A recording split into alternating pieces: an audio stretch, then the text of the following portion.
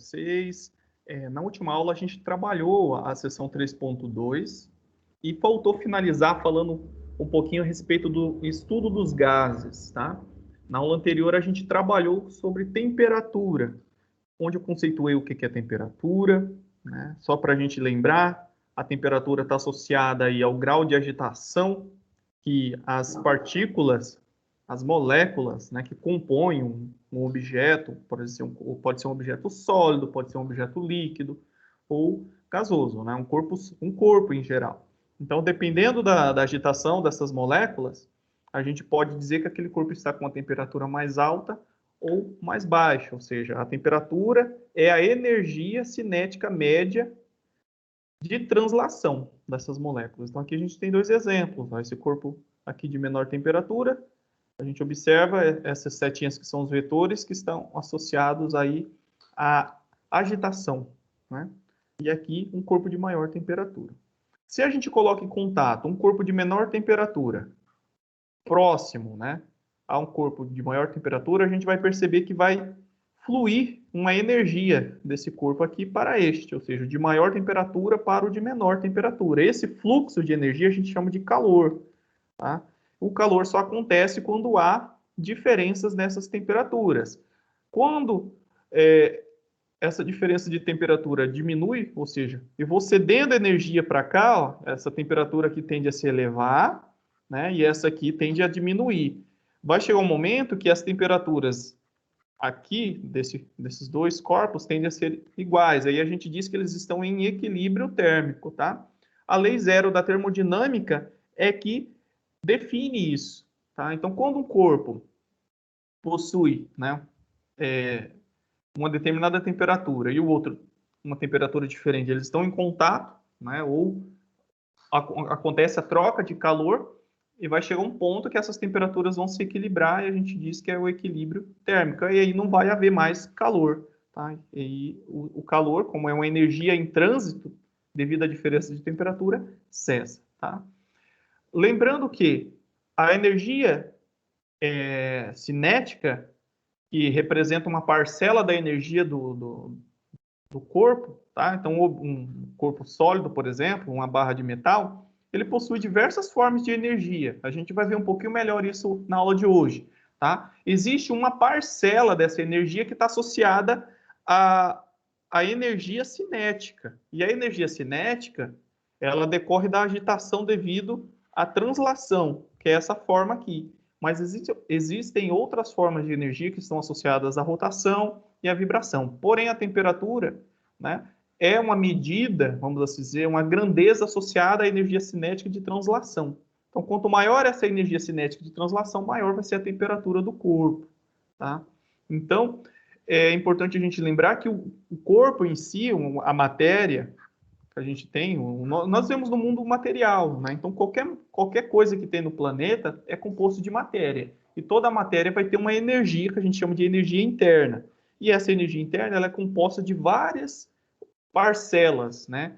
Então, a gente tem uma que a gente chama de energia interna U. Se a gente soma essa energia cinética de translação, ou a energia de rotação e a energia de vibração, a energia química, a energia potencial, entre outras, a gente vai ter o que a gente chama de energia interna total do corpo.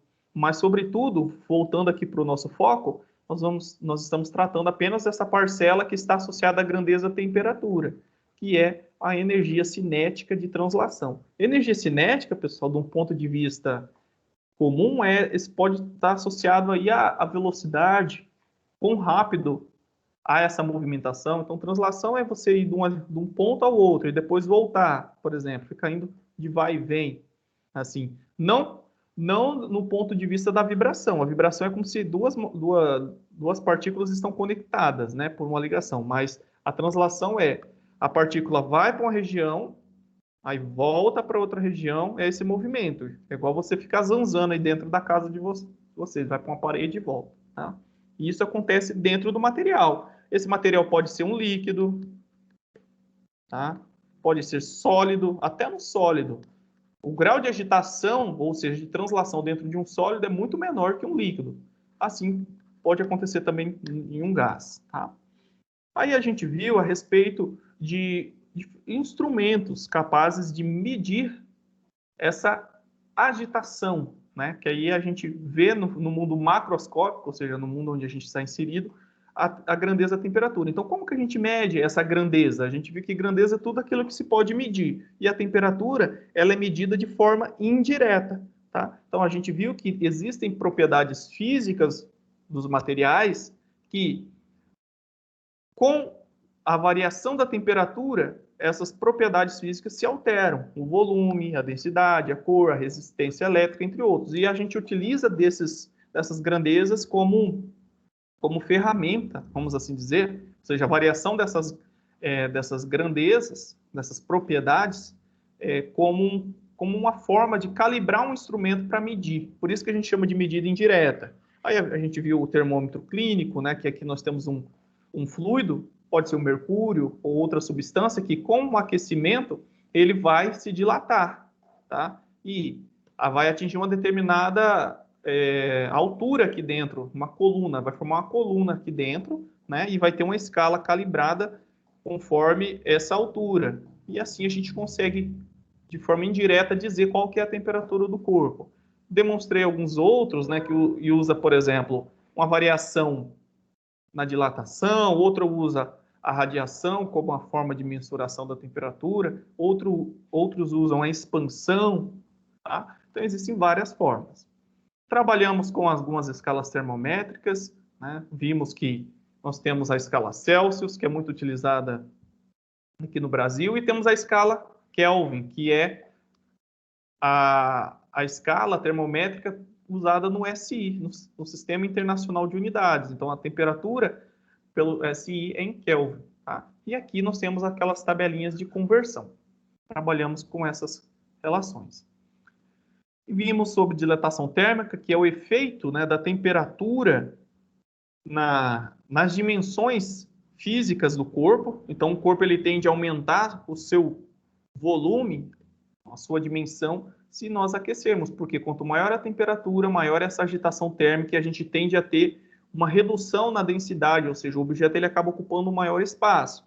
Projetos de estruturas ou materiais em geral precisam prever essa variação nessa dimensão para não sofrer deformações como acontece aqui. A dilatação térmica, ele também é um fenômeno que a gente ouve bastante em casa, né? Ao ligar um aparelho eletrodoméstico, ele começa a aquecer, ele começa a instalar a madeira no telhado, à noite, às vezes você começa a ouvir uns estalos no telhado, decorre da contração, que é um fenômeno oposto, né? A contração é quando ele reduz o seu tamanho, e isso também acontece devido à variação nessa temperatura. Assim como a dilatação, a contração também gera ruídos. Aqui nós temos um trilho de trem que sofreu deformações devido à dilatação. Existe o que a gente chama de junta, né, de dilatação, que é um pequeno espaçamento que prevê essas variações dimensionais, tá? Se não for projetado adequadamente, tende a ser danificado aquele projeto. Algumas relações para dilatação. Então, nós temos a dilatação volumétrica, quando todas as dimensões variam significativamente. A dilatação linear, quando apenas uma dimensão varia muito, e as outras acabam sendo desprezíveis. E a variação superficial, quando duas dimensões variam. A terceira, que seria a espessura, né? Imagina que aqui nós temos uma placa, a espessura varia pouco, mas a área, né, dessa placa se modifica. Aí nós temos um coeficiente, ó. Esse coeficiente, ele é o coeficiente de dilatação. Esse coeficiente de dilatação, ele é uma propriedade do material, sendo o alfa para a dilatação linear, 3-alfa para a dilatação diária, né? Aqui DL significa a variação no comprimento e o DA a variação na área. Opa, é 3-alfa para a variação do volume, perdão, pessoal. 3 vezes o alfa quando a gente está trabalhando com a variação do volume e 2 vezes o alfa para a dilatação diária. Tá? Aqui são representados por letras gregas diferentes, mas a correlação é que a dilatação volumétrica equivale, né, o coeficiente de dilatação volumétrica equivale a 3 vezes o coeficiente de dilatação linear, e o de dilatação superficial equivale a 2 vezes o coeficiente de dilatação linear. Então, é uma propriedade do material. Tem materiais que se dilatam mais, outros se dilatam menos. Tá? E para a gente finalizar essa sessão, né, isso aqui que é a novidade, que é o assunto novo que eu acabei não falando na aula anterior, é o estudo dos gases. Né? Por quê? A gente trabalhou até agora, né, com algumas características de sólidos e líquidos. Mas como que funciona os gases? Como que a temperatura influencia nos gases? A gente percebe que os gases têm como característica, ele não possui uma forma bem definida, né? A gente diz que o volume que um gás possui é o gás do recipiente que o contém. Então, quanto maior esse recipiente, maior vai ser o volume ocupado, tá? E, então, para a gente começar a entender a influência da temperatura nos gases, a gente faz uma análise com base em um modelo. Existe um modelo que a gente vai chamar o gás de gás ideal, tá? Por que que a gente chama de gás ideal? Gás ideal. Também chamado de gás perfeito. Porque a gente está considerando que esse gás é composto de uma quantidade de partículas idênticas, é a mesma partícula, então não é uma mistura de gases, então são idênticas essas partículas, e o tamanho das partículas que compõem o gás é desprezível, tá? Porque aí a gente percebe que quanto maior for essas moléculas desse gás, acaba sendo, vai ter outras influências. Mas para nossa análise, a gente está analisando uma situação perfeita. Partículas idênticas, em grandes quantidades, tamanhos desprezíveis e que se movimentam, tá, em todas as direções. E essas moléculas elas vão se chocar entre si, tá? Se chocam entre si e com as paredes. Então, se está aqui dentro, vai se chocar aqui, se choca uma com a outra, tá? Então, vai haver essa movimentação. E a gente sabe que quando um objeto se choca com outro, há uma liberação de energia, né? Só que nessa análise, a soma total vai acabar gerando uma conservação. Então, no final, a energia total se conserva, porque a gente chama de colisões inelásticas, tá? Mas isso, o que eu quero que vocês entendam é que a gente está analisando um gás perfeito, tá? Que essa conservação de energia precisa existir. Aí os gases reais, a gente está falando aí no nosso dia a dia, o gás atmosférico, por exemplo, né? Ele é composto de oxigênio, de nitrogênio, de gás carbônico, entre outros. Então, é uma mistura de gases, tá? Então, as partículas não são totalmente idênticas. Então, em algumas situações, a gente vai considerar como gases perfeitos, mas em outras não, tá? Desde, claro, que tenha baixas concentrações. Então, quando a gente está analisando pequenas concentrações do gás atmosférico, a gente acaba modelando. Mas para efeitos da nossa disciplina, nesse momento, a gente vai trabalhar com gás puro, perfeito. Imagina que é um gás ideal, um gás hélio, por exemplo. O que a gente vai precisar entender? Quando a gente estuda os gases, a gente entra numa área que a gente chama de termodinâmica, tá? Os gases. A influência da temperatura nos gases é estudado por uma área, né, da física chamada termodinâmica. E a gente percebe o seguinte, que se a gente pegar uma determinada quantidade de gás, né, e colocar ele dentro de um recipiente, esse gás vai apresentar um comportamento que a gente chama de estado termodinâmico, que vai depender de 3 variáveis aqui, que a gente chama de variáveis de estado: temperatura, volume e pressão. Então, isso aqui são variáveis de estado. Então, esse estado termodinâmico, ou seja, a característica que aquele gás apresenta naquele momento, devido à ação da temperatura, vai depender de variáveis que a gente chama de variáveis de estado, como a temperatura, volume e pressão. São essas 3. Então, esse comportamento ou esse estado que esse gás se encontra depende dessas 3 variáveis. Tá? Então, aqui, por exemplo, para esse estado 1, o que eu quero dizer como estado 1? Se você pega um gás do botijão, por exemplo, o botijão de gás que está ali, então está cheio, né? O botijão de gás de cozinha, por exemplo. Você acabou de comprar e deixou ele lá quietinho lá na sua casa. Então, ali é o estado 1, o estado inicial. Vai haver uma pressão dentro do botijão de gás. Vamos considerar que a temperatura do ambiente é constante, então ele vai estar numa determinada temperatura e vai possuir um determinado volume. Aí você usa o gás, por exemplo, né? Você vai colocar o seu fogão para funcionar. Então, ele vai passar para outra situação, para outra condição, ou seja, estado 2. Nessa condição 2, o estado termodinâmico desse gás vai apresentar uma nova pressão, uma nova temperatura e um novo volume, tá? Então, claro que o volume do gás, ele tende a ser constante. Por quê?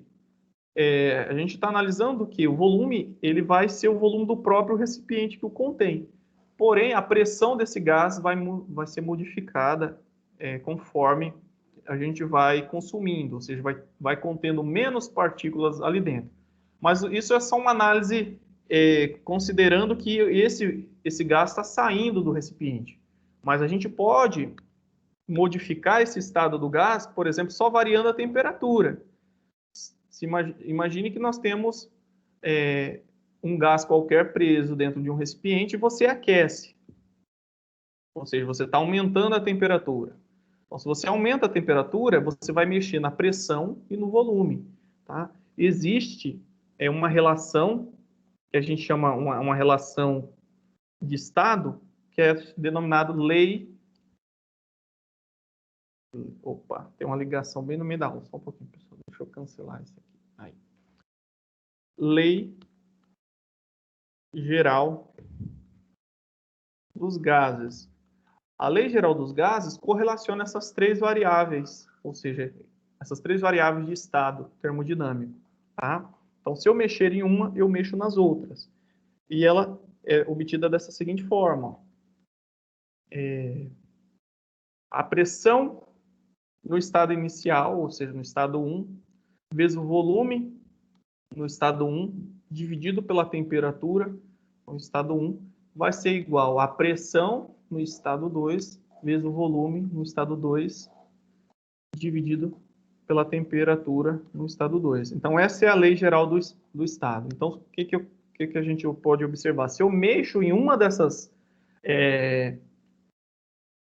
variáveis, eu vou alterar automaticamente as demais no outro estado. Tá?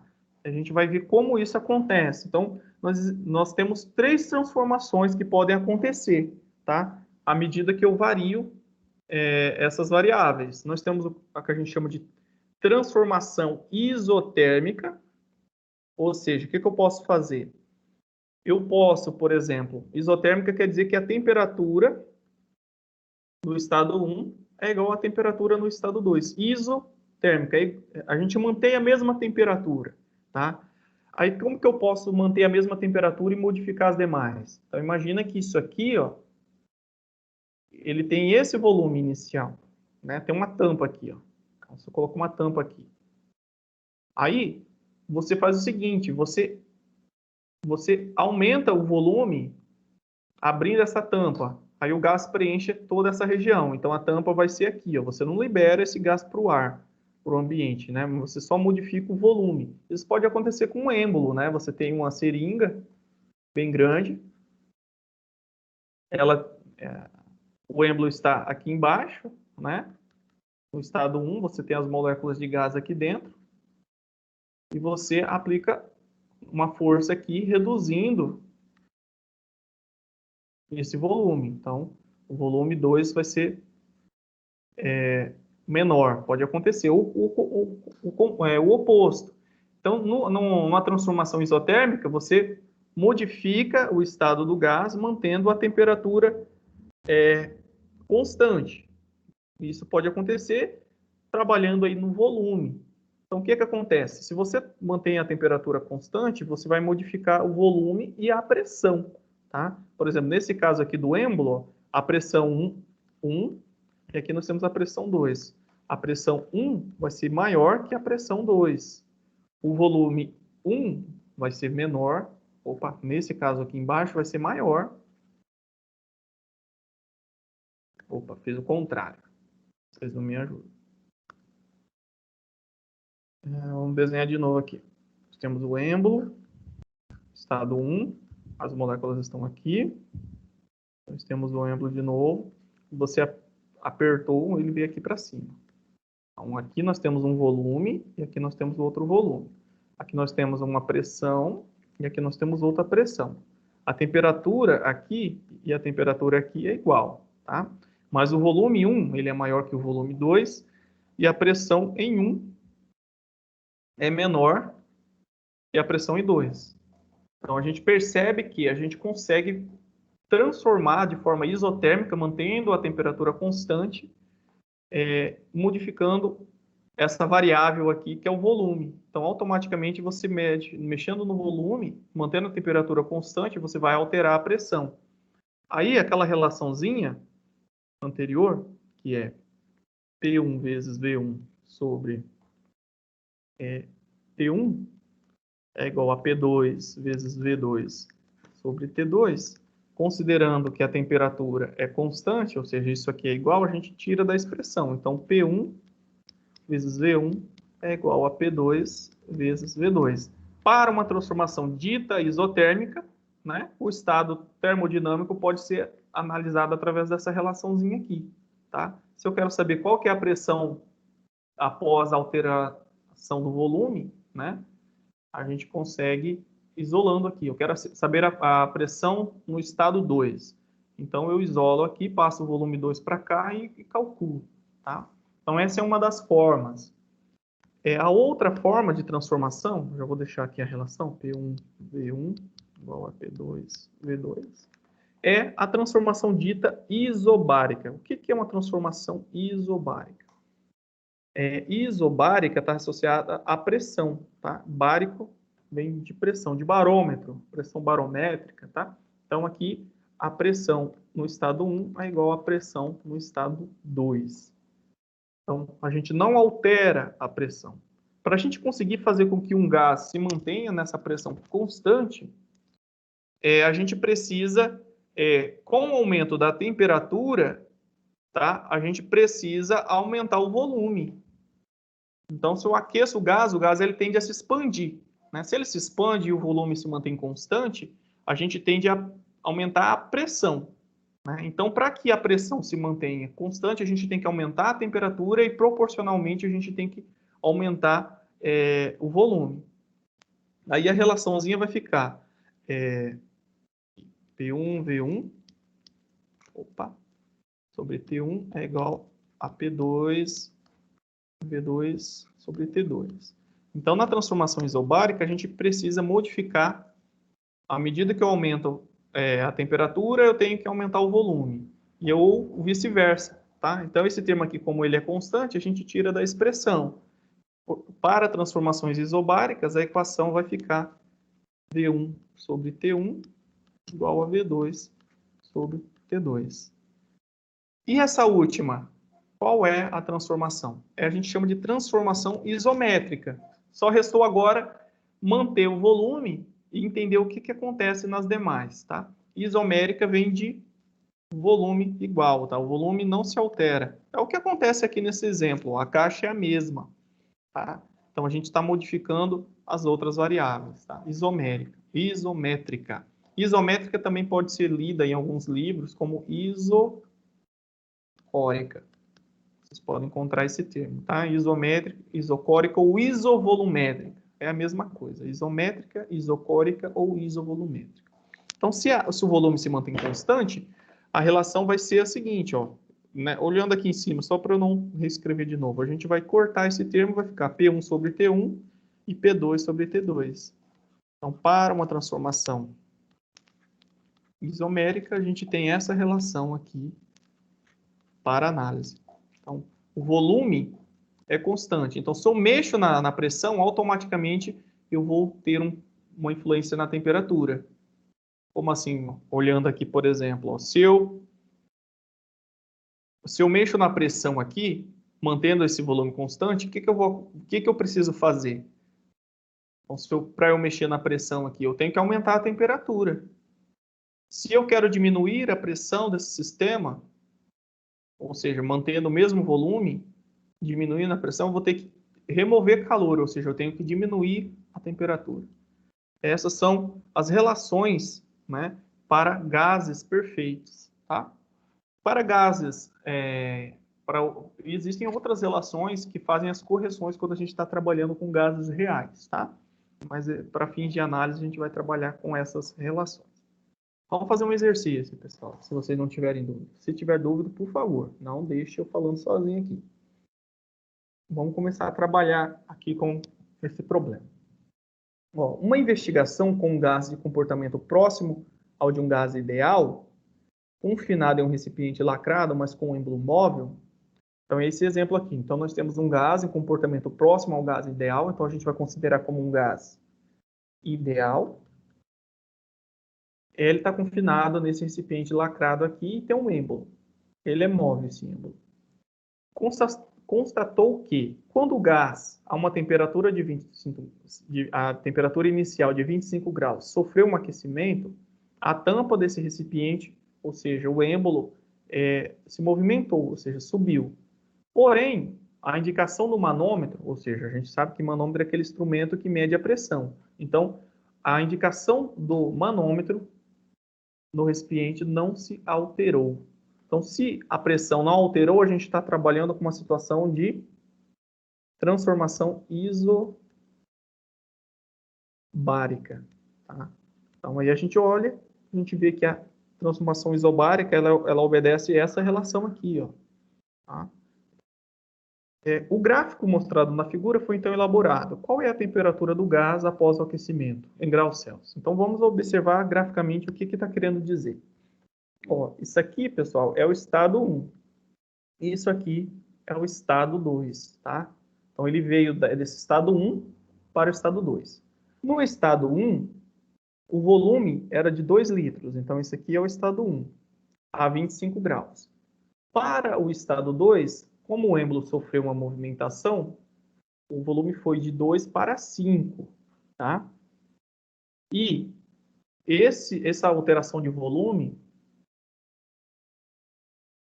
aconteceu, né, sob uma situação de pressão constante, ou seja, isobárica. Para que a gente elevasse esse volume, a gente precisa aumentar a temperatura. Então, ele quer saber qual que é essa temperatura aqui, ó. Então, essa é a situação. Aí a gente vai para a relação. V1 sobre V... Opa. Transformação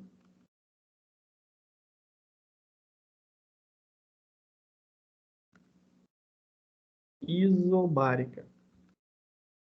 E isso aqui vocês leem, né, identificam com a leitura do problema. Então, se a indicação do manômetro não se alterou, quer dizer que a temperatura, que a pressão, né, vamos colocar aqui, a pressão P1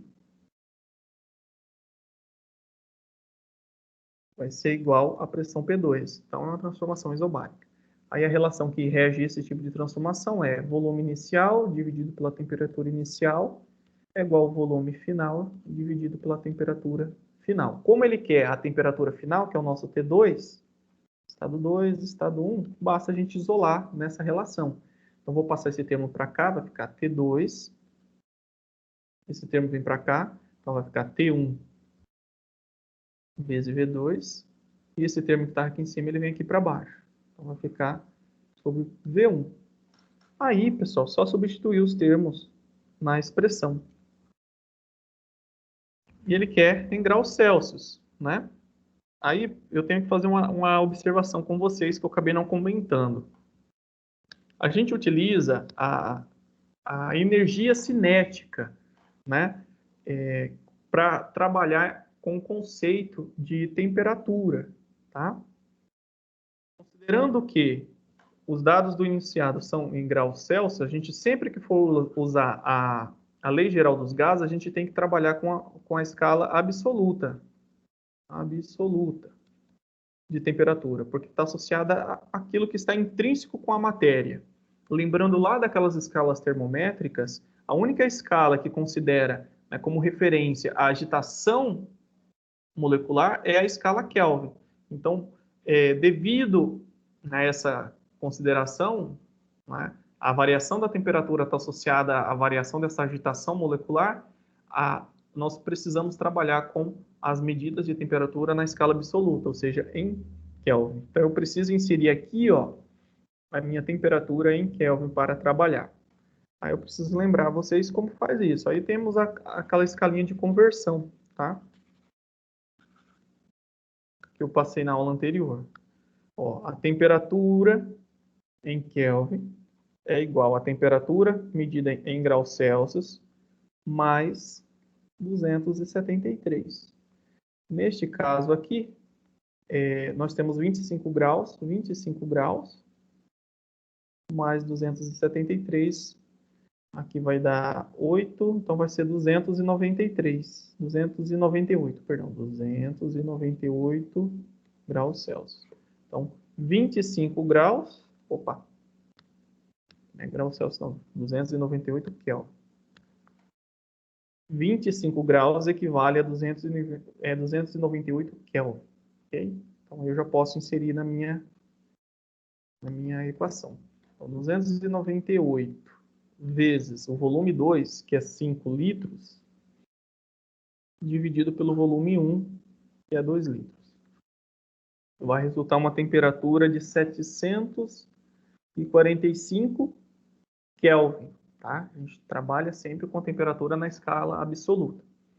O exercício ele quer a temperatura do gás em Celsius. Tá? Então, só convertendo aqui, a temperatura em Celsius é a temperatura em Kelvin.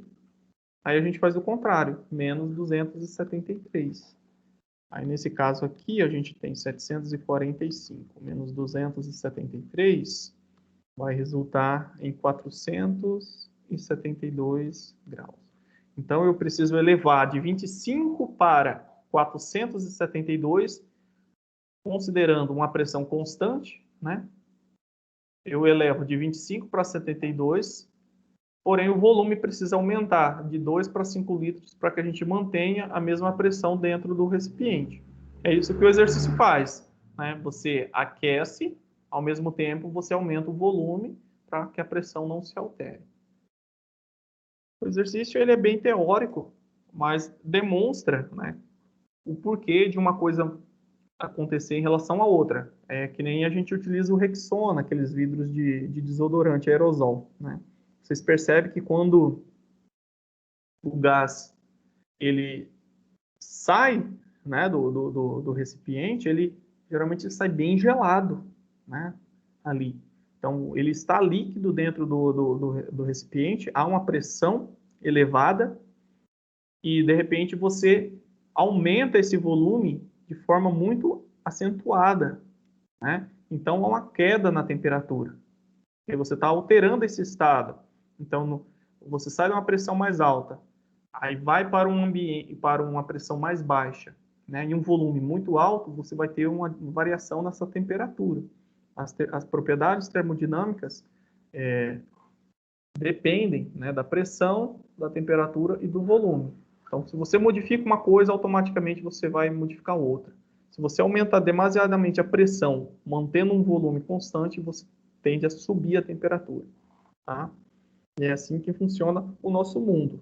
Então, uma coisa se converte em outra e assim o fluxo, né, das propriedades acontece. Então, a natureza ela tende a se organizar dessa forma. Bom, alguma dúvida?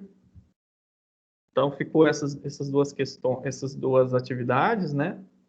2 e 3 da seção 3.1 e 1, 2 e 3 da seção 3.2. Fechamos a parte conceitual. Alguma dúvida? Não? Então, vou continuar aqui. Professor, Oi, Daniela. oi. Eu entrei meio atrasado, porque eu cheguei de serviço, né? Como é que vai ficar essas tarefinhas que o senhor passou para nós? Vai corrigir depois ou como é que vai Isso. fazer? Então, como eu dei um prazo até hoje para vocês fazerem, então vou Ah, deixar até meia-noite lá o sisteminha aberto para quem não fez ainda fazer. Aí na semana que vem eu vou corrigir. Então, tipo, eu mandei do 3.1, então eu vou enviar do 3.2, porque eu não consegui finalizar, então eu não tinha mandado, porque estava no... Tudo bem. Então tá, obrigada. Tá bom, só reenviar. Lá então. Aí a 3.3 eu encerro agora com vocês aqui, faltando falar apenas agora de calor. Já conceituei calor na aula anterior, alguém lembra? Inclusive nessa aula eu comentei o que seria calor.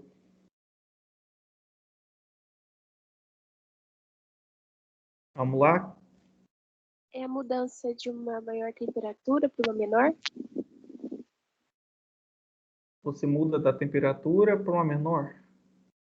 Para fazer isso, você tem que ter a retirada de calor. Né? Se você está com uma temperatura maior, para ir para uma temperatura menor. Mas o que eu disse que era calor mesmo?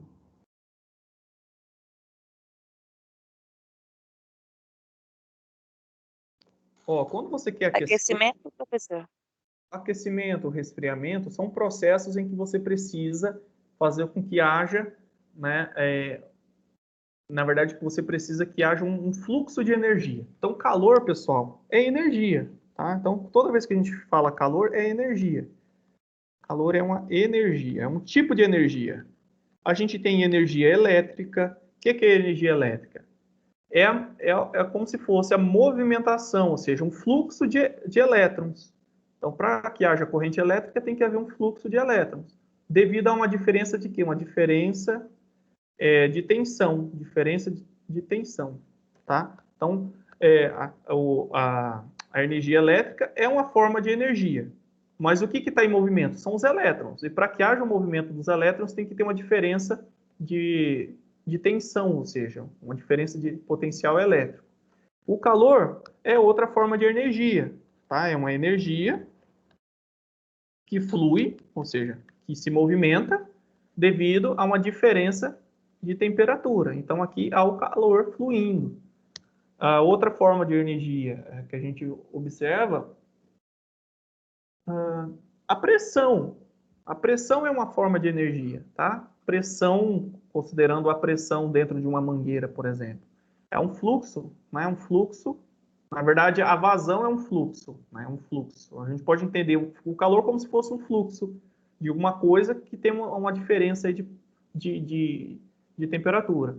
A vazão acontece devido a uma diferença de pressão. Então, há um fluxo também, tá?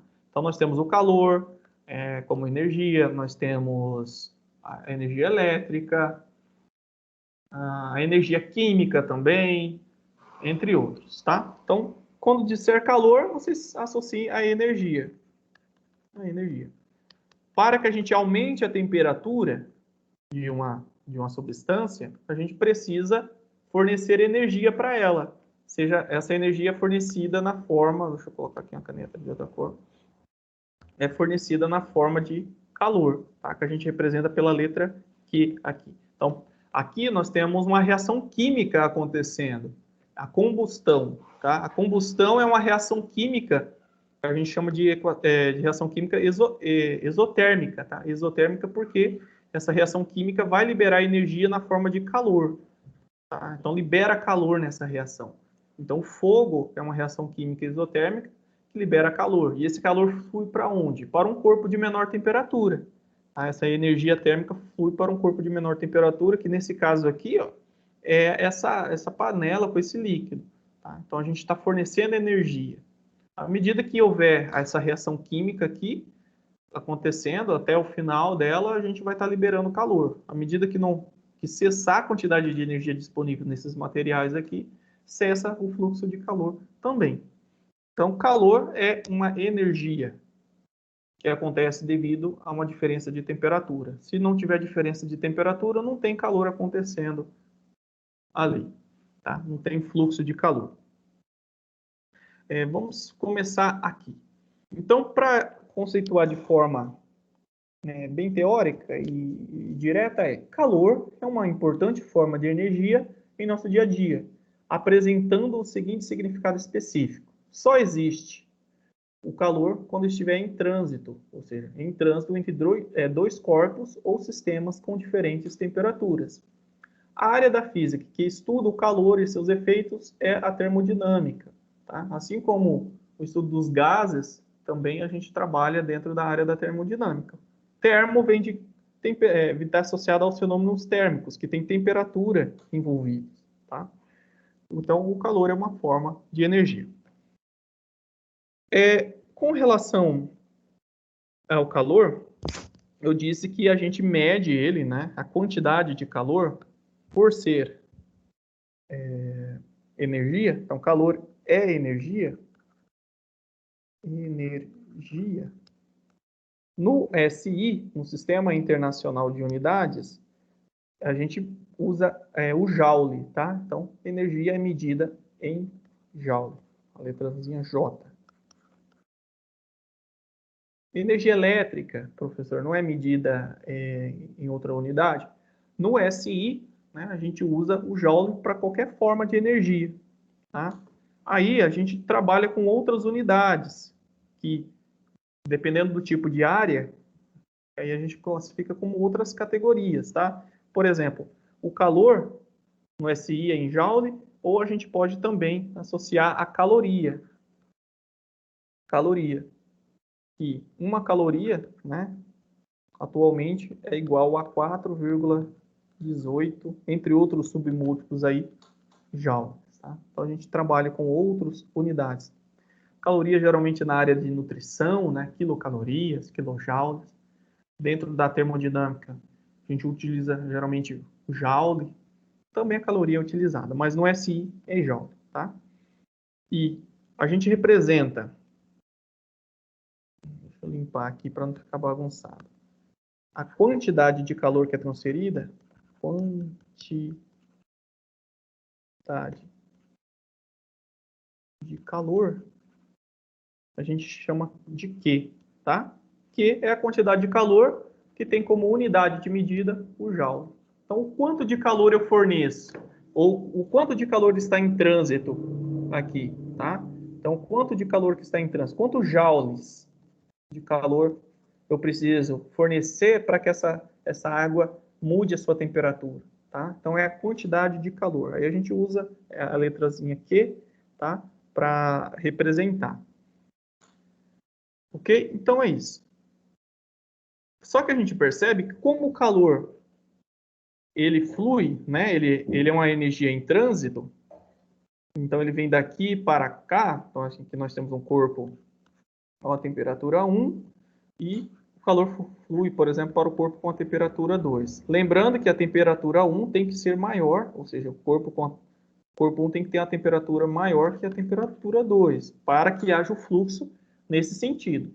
Se o caso fosse ao contrário, aí o calor fluiria espontaneamente de 2 para 1. Tá? Espontaneamente, o calor só flui do corpo mais quente para o corpo mais frio. Como assim, professor, espontaneamente? Imagina você deixar um copo de café quente em cima da mesa. O café ele vai transferir calor para o ambiente. Se, é claro, o café está mais quente que o ambiente.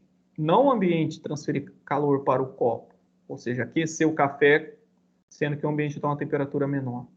Mas acontece situações em que isso não acontece de forma espontânea. Existe um corpo mais frio retirando o calor de um corpo que está quente. Isso é o caso do refrigerador, da geladeira, do ar-condicionado. Tá? Acontece o contrário.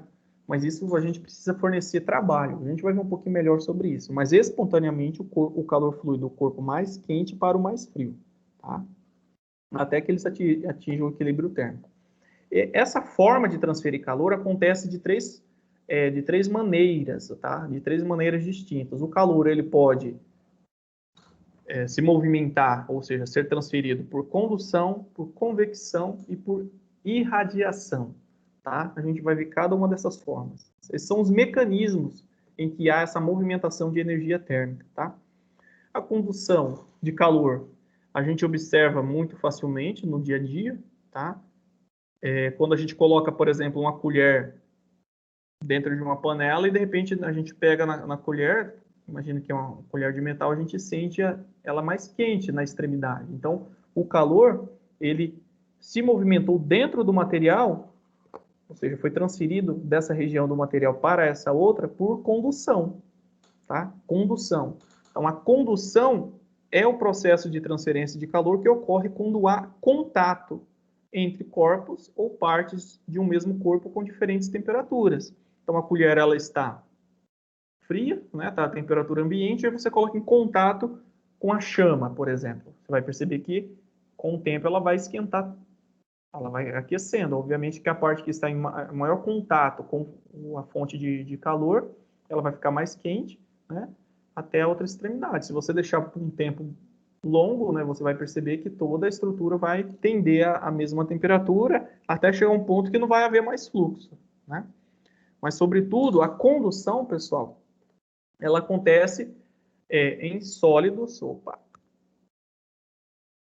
em corpos sólidos e líquidos. Só que a gente tem que tomar cuidado que em corpos líquidos, por exemplo, só vai acontecer a condução se o líquido ele estiver parado. Tá? Vai ter um limite em que a transferência de calor que vai acontecer no líquido vai ser por condução. Como assim, professor? A gente já vai ver mais à frente. Mas se o líquido ele estiver em movimento, você começar a observar, por exemplo, bolhas acontecendo ali dentro, ali já é outro fenômeno de transferência de calor, já não é mais condução, tá? Então, mas se o aquecimento for até uma certa faixa ali, as moléculas, por exemplo, né, do líquido, imagina que tem uma panela aqui, ó, está fornecendo calor. Ó, aqui nós temos uma quantidade de água, por exemplo, e as suas moléculas estão aqui. Como a temperatura é uma agitação, né, dessas moléculas, se você vai fornecendo calor, você vai aumentando a agitação. Então, de uma molécula vai passando para outra, para outra, para outra, para outra, e vai sendo conduzida dentro do líquido. Assim como acontece no sólido. Ó. O sólido tem vários átomos e eles estão conectados. Então, a agitação de um átomo vai transferindo energia para o outro, até chegar, né, conduzindo para outra região. No líquido, isso acontece. Mas se você fornecer muita energia, essa agitação, né, devido ao grau de movimentação ser muito maior no líquido do que no sólido, essas moléculas vão tender a subir, a se movimentar sozinha, livremente. Tá? Isso vai gerar fluxos aqui dentro do material, isso vai gerar uma movimentação. Aí já é outra forma. Enquanto elas estão quietinhas ali, se movimentando tranquilas, ainda é condução. Depois, já passa a ser o que a gente chama de convecção, tá? Antes de falar da convecção, eu vou fazer uma pergunta para vocês. Deixa eu ver o que eu ia falar mais aqui. Bom, eu expliquei o que está escrito aqui dessa forma. Então, a transmissão de calor ocorre predominantemente nos sólidos, devido à proximidade de suas partículas, mas também pode ser verificada nos líquidos, considerando essa restrição aí. Dito tudo isso, pessoal, eu faço uma pergunta para vocês. É correto dizer que roupas de frio ou cobertores aquecem nosso corpo em dias frios? Alguém poderia responder? Quando você usa uma blusa de frio? Não aquece, porque, na verdade, ele conserva o nosso próprio calor. Mesmo. Então, não há. A coberta, por exemplo, ela não está tendo, a não ser que seja um cobertor elétrico, né? Que os japoneses já têm desenvolvidos aí, que usa, né, uma resistência elétrica que coloca na tomada, né? Aí ali a própria coberta vai ser uma fonte de calor. Mas no caso dos materiais como as roupas, as lãs, eles não aquecem, simplesmente ele isola o nosso corpo. Então você está aqui, ó, aqui dentro da coberta, vamos assim dizer. Vou colocar você aqui a cabeça para fora e as perninhas. Então o seu corpo ele tem uma temperatura natural, né? Que gira em torno aí de 36,5, 36,5 graus. Essa é a sua temperatura devido à agitação das moléculas dentro do seu corpo. É energia química. Então, seu corpo, ele automaticamente ele tende a transferir calor para o ambiente. Imagina que o ambiente está frio, então vamos considerar aqui que o ambiente está um dia frio, 15 graus. Então, a tendência é que há um fluxo de calor do seu corpo para o ambiente. E isso tende a diminuir a temperatura corporal. Mas quando você usa uma coberta, alguma coisa, você se isola do ambiente. Tá? Por que se isola? Porque existem materiais, né, como as lãs, existem diversos materiais, né, que a gente chama de isolantes. Isolantes. que são materiais que conduzem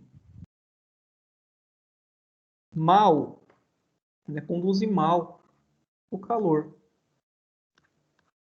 Então, conduzem mal o calor. Alguns materiais eles são pouco eficientes na condução de calor. Diferentemente dos metais, né, que são materiais condutores. Então, quando você coloca, por exemplo, uma colher dentro de uma panela, a colher ela é feita de metal e os metais são bons condutores. O calor flui com maior facilidade ali no metal. Agora, coloca uma colher de plástico ou de madeira, por exemplo, você dificilmente vai sentir uma variação nessa temperatura desse material. Os materiais de roupas, né, de frio, lãs, por exemplo, são ótimos isolantes. Então, eles vão fazer com que seu corpo perca menos calor para o ambiente e mantenha aquela temperatura. Então, por isso você tem aquela sensação de que está quentinho lá, né? É porque você não está perdendo calor para o meio, tá? Então, as roupas, em geral, elas simplesmente funcionam como isolantes térmicos, tá? Tendendo a manter a temperatura que você se encontra. Beleza? Ok. Então, vamos mudar agora para a convecção, tá? Que seria a segunda forma de transferência de calor. É o caso que eu expliquei, né? Aqui nós temos a chaleirinha de água, aqui você está fornecendo calor por uma chama. Aí a gente observa tipicamente a convecção em fluidos, tá? Esses fluidos podem ser gases ou líquidos, ok? Gases ou líquidos. O que acontece, né? Por que há essa movimentação? Como o aumento da temperatura ocorre por agitação das moléculas, né? As moléculas elas tendem a se movimentar mais, elas tendem a ter um maior grau de liberdade, vai acontecer com que vai acontecer que modifique uma propriedade da matéria. Tá? Quando você aumenta a movimentação, quer dizer que você tende a expandir essas moléculas. Essas moléculas tendem a ocupar um maior volume. Elas querem ocupar um maior volume. E isso a gente observa um reflexo na densidade. A densidade do líquido tende a cair. O líquido mais quente ele tende a ter uma densidade menor. Tá? Então, por exemplo, ó, esse líquido aqui embaixo, ele está mais quente. Então, ele tende a se expandir, as moléculas ficam mais agitadas, querem ocupar um maior volume, e por consequência disso, a sua densidade cai. E o que a gente viu na aula quando a gente falou a respeito do princípio de Arquimedes, né? E vai surgir um empuxo, né? O fluido mais leve, né? Ele tende a ficar se posicionado numa região mais alta, ou seja, ele tende a flutuar. Então, essa camada de líquido aqui embaixo, ela está mais quente.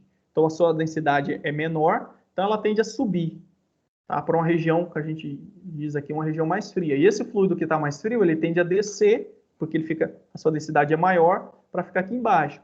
Aí, quando ele chega aqui embaixo, ele aquece. Quando ele chega aqui em cima, ele tende a ficar mais frio. E isso, obviamente, vai acontecendo e vai gerando isso que a gente chama de correntes convectivas, tá? Correntes convectivas, devido a essa variação na densidade. Então, o fluido mais quente, ele tende a ter, né, uma menor densidade, tá? Existem outras formas de interpretar esse fenômeno, mas, sobretudo, tá, a gente pode entender que a densidade do fluido aumenta. Então, no fato da densidade aumentar quando ele está mais frio, ele tende a cair. E quando ele esquenta, ele tende a subir. E isso acontece gerando correntes de convecção. Por isso que há essa formação aqui. Vai chegar um momento que vai aumentar tanto a temperatura que o fluido ele vai mudar seu estado, né? Então, ele vai passar de líquido para gás. Aí a gente vai começar a observar bolhas, né? Aí já é outra história, tá? Aí já vira vapor. E o vapor ele tende a ter uma densidade muito menor que o líquido. E aí ele fica mais leve, a ponto de evaporar e fluir para o meio. Mas, sobretudo, a convecção está relacionada, né, à mudança na temperatura. Então, todos os fenômenos, claro, de transferência de calor decorre dessa diferença de temperatura. Mas, sobretudo, devido à diferença de temperatura do fluido, a gente vai observar uma mudança na densidade e vai formar essas correntes. onde a gente observa na prática, além da panela, né, a formação da convecção, né, a troca de calor por convecção. Vocês saberiam me dar outro exemplo desse fenômeno no dia a dia de vocês?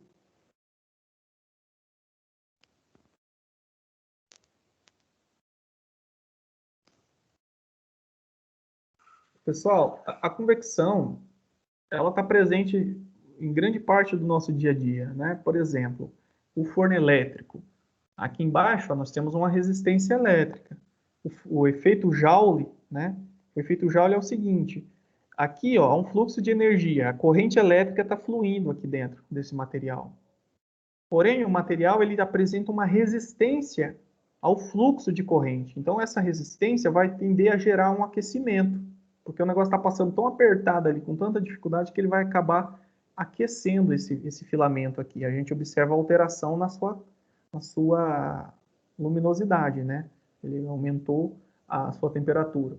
Então, vai haver um aquecimento do ar que está aqui dentro. Ó. Aqui dentro do forno não tem ar, né? Tem ar atmosférico. Então, esse ar que vai estar em contato com esse filamento, ele tende a ficar aquecido, então a sua densidade cai. Então, ele flui aqui para cima. O ar mais quente sobe. Perde calor, fica mais pesado, volta. Então, os fornos, em geral, né, além de outras formas de transferência de calor, sobretudo a convecção. Por isso que essa gradezinha aqui, ó, que é aquecida, fica aqui embaixo, não aqui em cima. Né? Porque o ar quente ele tende a subir e o ar frio tende a descer. Em outra situação que a gente observa a convecção é na formação dos ventos. O que é o vento, né?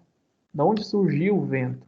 O vento é um fluxo de ar, tá? O ar mais quente, que geralmente está aqui, a gente está no chão, né?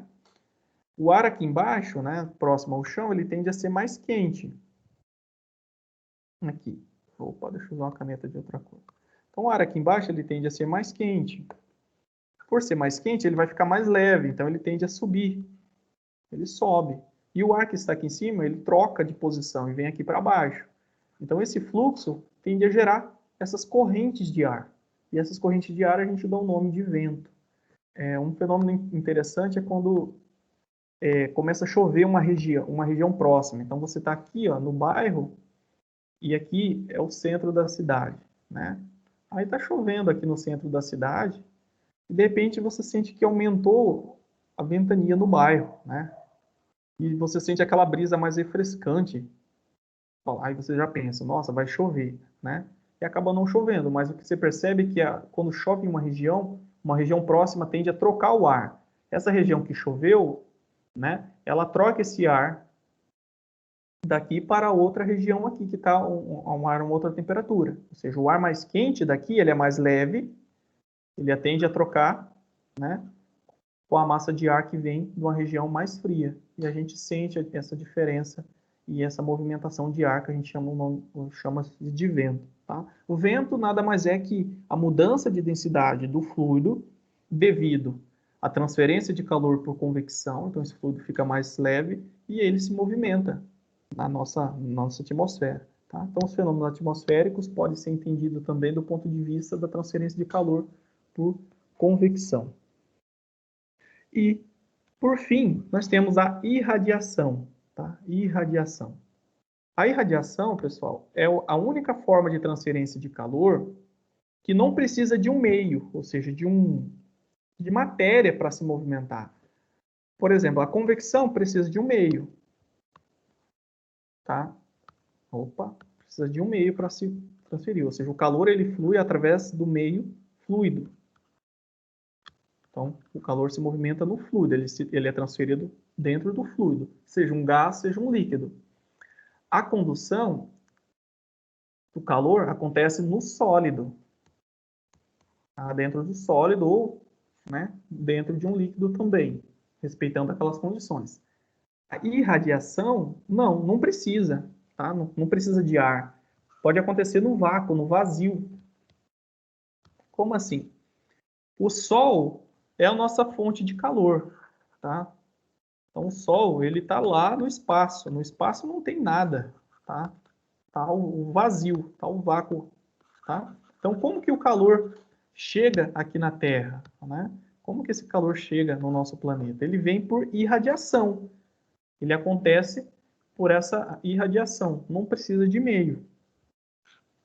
Quando você está perto de uma fogueira, por exemplo, claro que ali a fogueira ela vai aquecer o ar que está em volta, né? E esse ar vai se movimentar e você vai sentir um aumento na sua temperatura. O calor vai chegar até você. Mas também há a transferência de calor devido à irradiação. A irradiação nada mais é que ondas eletromagnéticas. Tá? Então, é uma forma de transferência de calor um pouco mais complexa de se entender, mas, sobretudo, o calor ele se movimenta através de ondas eletromagnéticas. Não precisa de meio material para se movimentar. O que é uma onda eletromagnética, pessoal? Sobretudo, a gente pode observar que uma onda eletromagnética é a luz. Tá? É a luz.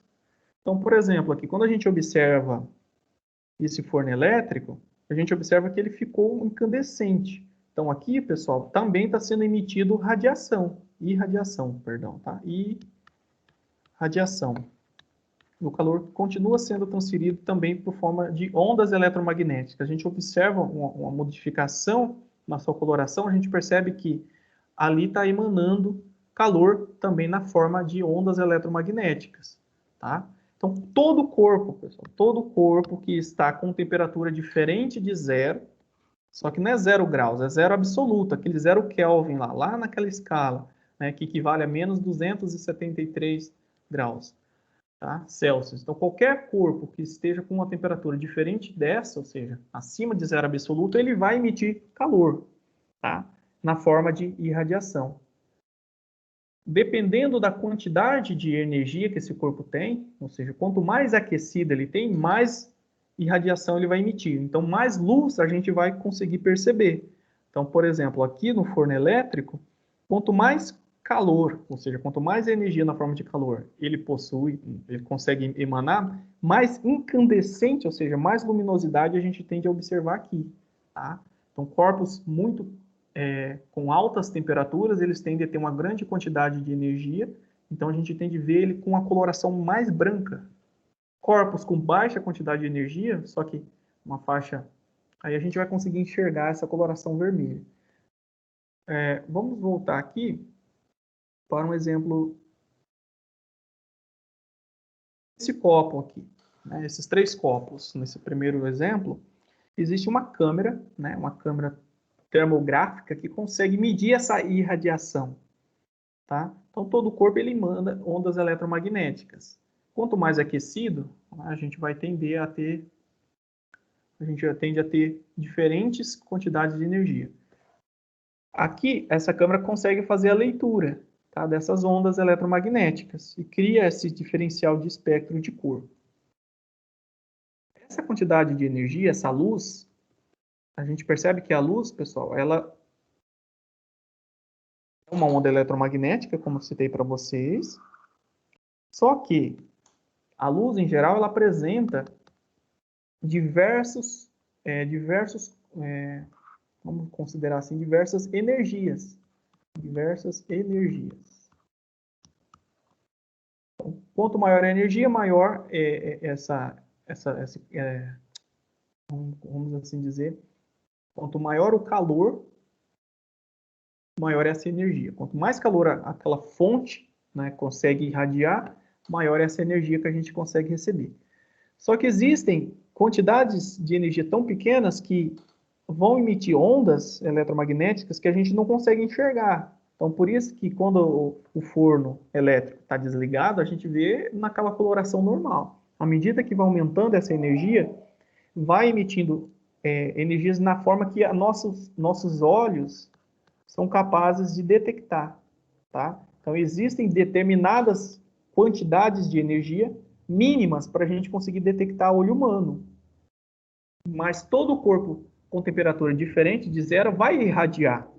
Tá? Só que vai ter uma determinada faixa de temperatura que nosso olho humano vai conseguir enxergar isso. Tá? Então, a luz ligada aí na casa de vocês, ela emite uma frequência, ou seja, uma quantidade de energia na forma de radiação, capaz de ser percebida pelo olho humano. Mas há objetos, né, que vão emitir essa energia, só que nosso olho não vai ser capaz de perceber. Então, a gente usa equipamentos específicos. Nesse caso aqui, o objeto ele consegue ver essa luz. Ó, por exemplo, ele está a 16 graus, 17,6 graus aqui em azul, né? E à medida que vai ficando mais vermelho, vai aumentando. Então, esse objeto, essa câmera, né, termográfica, ela consegue coletar essa luz sob diferentes energias, desde uma energia baixa até uma energia alta. O nosso olho não, o nosso olho humano, imagina se isso aqui tivesse a 37 graus. A gente não veria diferença nenhuma, né? Mas quando o objeto ele está acima, por exemplo, de 100 graus, imagina uma barra de metal que você coloca e chega a 200 graus, você já começa a ver que ele fica avermelhado. Ele ganhou uma quantidade de energia térmica a ponto de emitir luz que você consiga detectar. Tá? Então, calor é uma forma de energia, ela pode ser transmitida por condução, por convecção e por irradiação. Tá? Aí, quando a gente consegue observar que um corpo está aquecido apenas com o nosso olho nu, é sinal de que aquela quantidade de energia conseguiu emitir uma luz, né, uma luz que está dentro do nosso espectro, vamos assim dizer, espectro visível. Tá? Os seres humanos eles enxergam limitadamente as coisas. Então, tem uma faixa que a gente não consegue enxergar. Tá? E essa forma de energia a gente chama de energia eletromagnética no infravermelho. Tá? No infravermelho visível. Por isso que a tendência, essa cor bem avermelhada, está associada a isso. Tá? Acho que eu estou divagando muito aqui no assunto. Eu quero que vocês entendam apenas os conceitos. Tá? Mas, sobretudo, calor é energia. Tá? E a irradiação não precisa de meio para se propagar, porque a gente recebe na forma de ondas eletromagnéticas. Tá? E essas ondas eletromagnéticas são emitidas por qualquer corpo que tenha temperatura diferente de zero absoluto e caminha no vácuo, no vazio. Tem um objeto na casa de vocês que combina todas essas três formas. Tá? Então, por exemplo, a garrafa de café. Né? Garrafa de café. Ela tem um vidro, né? Onde você coloca o líquido quente, aqui o café. Para a gente manter o café na temperatura que a gente quer, né?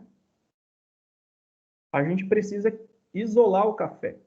Isolar o café quer dizer o quê? Impedir que haja a transferência de calor, ou seja, que ele perca calor, que o calor saia do café para ir para o ambiente. Então, a gente precisa bloquear as três formas de transferência de calor. Então, o que se faz? Coloca-se o café dentro de um vidro, esse vidro é espelhado. Por que ele é espelhado?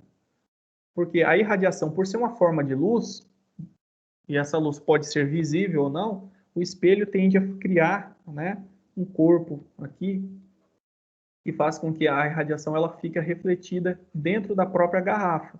Então, a perca de calor por irradiação acaba sendo restringida. Outra coisa, o vidro, que é o material de fabricação da garrafa, né, do corpo interno da garrafa, ele conduz mal o calor. Então, ele perde pouco calor. E se vocês observarem, é oco aqui, ó, essa região aqui. Ó. É oca por quê? Propositalmente, tá? Porque o ar também, que preenche esse ambiente, também conduz muito pouco o calor. Então, esse vazio aqui é para impedir que o calor se perca para o ambiente, seja conduzido por condução, tá? Sabemos que a irradiação acontece sem necessidade de um meio. Então, cria-se um espelho aqui para que ele fique, né, sendo refletido internamente dentro do objeto. E esse vazio aqui é para que não perca calor por condução, tá? Então, a garrafinha térmica ela é um dispositivo criado para manter essa temperatura, bloqueando, ou seja, isolando, vamos assim dizer, o líquido do meio. Porque o meio está uma temperatura, e aqui tem uma temperatura 2, né? A temperatura 1 é menor que a temperatura 2. Então, a tendência é que o negócio tenda a fluir para cá. Como? Os materiais, né? tem as suas imperfeições e tem a sua eficiência, obviamente que vai demorar você esfriar o café, mas sempre vai haver uma perca, porque o ar, por mais que seja pouco condutor, ainda assim vai conduzir calor. Tá?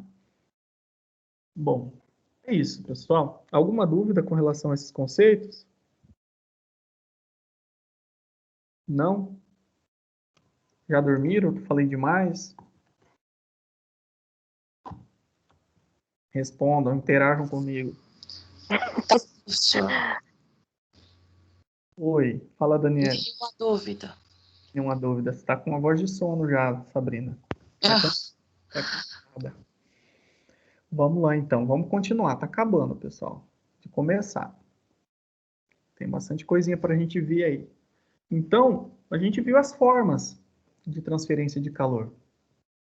Agora a gente vai falar dos efeitos do calor. Então, o fluxo de calor, qual que é os efeitos que a gente observa? O primeiro efeito é a variação de temperatura, né? O corpo que recebe essa energia, esse calor, ele vai variar a sua temperatura. Nós estamos num ambiente que nada se perde, né? Então, uma coisa vai de um ponto para o outro. O calor é uma energia que migra de um ponto para o outro, né? E o resultado que a gente observa é uma variação de temperatura. Mas essa energia, ela se conserva, tá? Então, aí entra o princípio da conservação de energia. Quer dizer o seguinte, que ao mesmo tempo que o objeto cede calor, o outro vai receber calor, tá? Então, o que cede calor vai ter uma quantidade de calor diminuída e o que recebe aumentada. Se você soma no final, a gente vai perceber que isso aqui tem que ser igual a zero. Então, aqui entra o que a gente chama de princípio da conservação de energia. Então, não dá para você criar energia do nada, né? Tem gente querendo inventar máquinas aí que funcionam infinitamente. Mas isso não acontece, porque a energia ela se conserva. Ela migra de uma região para outra, ela se transforma de uma forma para outra. Então, você pode converter energia calorífica, ou seja, o calor em trabalho, então ela se transforma em trabalho, aí você pode transformar trabalho em calor, e assim vai. Então, se conserva, tá? Então, o calor recebido é igual à diferença de calor cedido, ou seja, o quanto que foi cedido. Então, a quantidade de calor, ela se conserva, tá? E aí entra, qual que é aquela quantidade de calor que eu falei, né? Que vai causar uma variação de temperatura. Aí a gente dá o nome de calor sensível, tá? Então, a quantidade de calor que gera a variação de temperatura é denominada de calor sensível. Como assim, professor, calor sensível? Tem um exemplo aqui, ó. Então, nós temos, por exemplo, duas amostras, tá? De material. Uma de prata, vou colocar aqui AG, e a outra é de alumínio, AL. Estou colocando os símbolos da tabela periódica. Então, a massa é 100 gramas. Então, cada bloquinho desse aqui tem 100 gramas. Um tem 100 gramas de prata e o outro tem 100 gramas de alumínio. Eles estão a temperatura inicial de 20 graus. Tá? 20 graus Celsius. Aí, você aquece, né? Você fornece calor. Então, está fornecendo calor aqui, ó. Aqui, para essas duas amostras. A quantidade de calor fornecida é a mesma, tá? E1, aqui eu vou chamar de QAG. A quantidade de calor fornecida para a prata e a quantidade de calor fornecida para o alumínio é a mesma. No caso, é 1000 calorias, tá? 1000 calorias. A gente poderia converter para joule, que é a unidade do SI, mas, sobretudo, está fornecendo. Então, inicialmente estava 20 graus, depois forneceu 1000 calorias. O que aconteceu? O fornecimento de 1000 calorias, na forma de calor para essas amostras, elevou a sua temperatura. Ou seja, houve uma variação de temperatura. Tá? Então, a temperatura variou 178. Eu coloquei aqui, vamos ver se eu coloquei. Coloquei aqui no iniciado. Ó, variou 178,57 graus para prata. Opa, deixa eu apagar aqui. Então, com esse fornecimento de calor, a temperatura 2 da prata aumentou, né? Aqui a gente não sabe o quanto aumentou, mas a gente sabe que houve uma variação de 20 graus, variou 178. Então, foi 178 graus, 0,57, mais os 20 que tinha anteriormente. Tá? Então, quer dizer que a temperatura final foi para 198,57.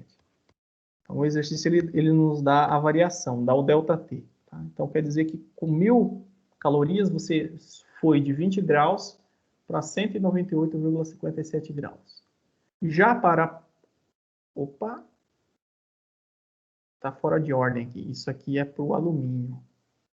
Acabei copiando errado. Então, isso aqui é para o alumínio. Então, o alumínio, ele aumentou a temperatura, tá? De 20 foi para 198. Já a prata tinha a temperatura inicial 20 graus, variou 46, mais 46,51. Então, a temperatura final acabou sendo 66,51 graus. A gente percebe que para uma mesma quantidade de calor que eu forneço, né, os objetos eles tendem a apresentar temperaturas, né, variações de temperaturas diferentes, tá? Isso é importante. Então, cada material ele tem uma capacidade que a gente chama de capacidade térmica ou capacidade calorífica. O que seria isso? Então, se eu forneço calor para o material, ele vai variar a sua temperatura. Só que essa variação de temperatura, ela é proporcional a essa capacidade térmica do material, que é uma propriedade. Então, qualquer material tem essa capacidade térmica. Uns vão apresentar uma capacidade térmica maior do que a outra. O que eu quero dizer? O que eu quero dizer está representado nessa equaçãozinha aqui, ó. Se eu quero saber o quanto de calor eu preciso fornecer para que eu varie a temperatura de um material, eu preciso saber qual que é a capacidade térmica desse material, tá? Então, a quantidade de calor fornecido é proporcional a essa constante aqui que eu chamo de capacidade térmica, tá? Então, o que ela representa em termos matemáticos? A capacidade térmica é a divisão entre o calor fornecido e a variação de temperatura. Vamos ver isso melhor usando os dados desse problema.